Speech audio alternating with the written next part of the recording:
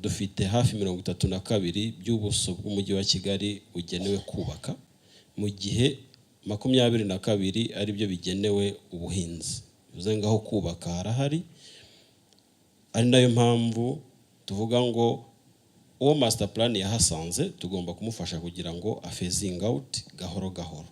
Uhavuye ubonye aho yubaka it's okay, utarabona ubushobozi tumufashe mu bishoboka, ariko twirinde yuko twakomeza kubakamo. Impamvu nuko hari ahantu mu myaka iza niho hazaba hadutunze mu bintu by'ibanze bya mbere.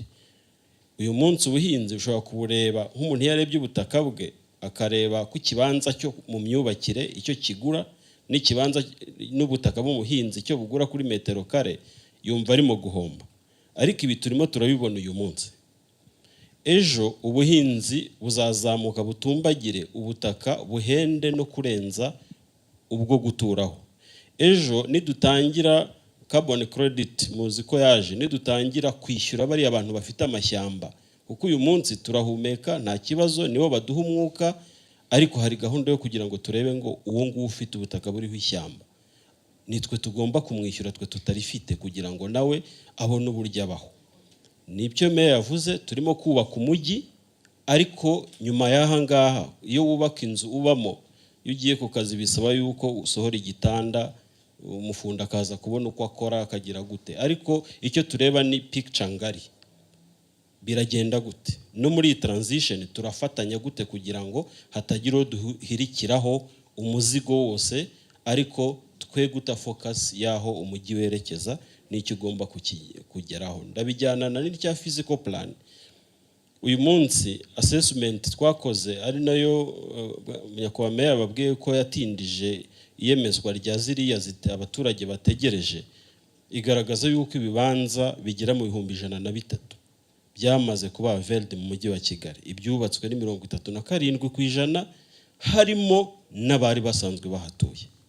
Icyo kigaragaza kimwe, ntabwo ikibazo dufite ari ibibanza byo guturaho, ahubwo naho tugiye dufite ubutaka bugiye butandukanye. Now icyo tugomba gukora ni gukora management y'ibyo bibanza, ababiguze bakabyubaka, tugatangira kurinda abantu gukora speculation ku butaka, bukagenda buzamuka, kubera ko ngewe naguze ibibanza 10 muri site mfite aho ntuye, sintegereje kubyubaka, ntegereje ko imyaka 5 igera bikikuba igiciro, mu giciro bikikuba 3-4 nkabona kubigurisha. Ibyo ngibyo nibyo ubu ngubu niyo priorite tugomba kujyamo, kugira ngo uwakiguze acyubake, niba atacyubatse nagitange, ushaka kubaka abone uko yubaka, bitume na bya biciro bigira umurongo koko umuntu ushobora kumubwira akabyumva. Ibyo biranadufasha kuko ibyinshi iyo site imaze gucibwa nta nubwo bajya kubihinduza ngo bijyane nuko site imeze, kubera yuko murabizi registration y'ubutaka iba iyo basangaga ahantu hari ubuhinzi bashyiraga mu buhinzi. Bivuze ngo uwo muntu afite ibibanza 10-20 atishyurira n'imisoro. Noneho haruguru ye hari abandi bantu 50 babaje kubaka muri ya site ifite ibibanza 800, baradusaba ibikorwa remezo kuko bubatse muri site twemeje.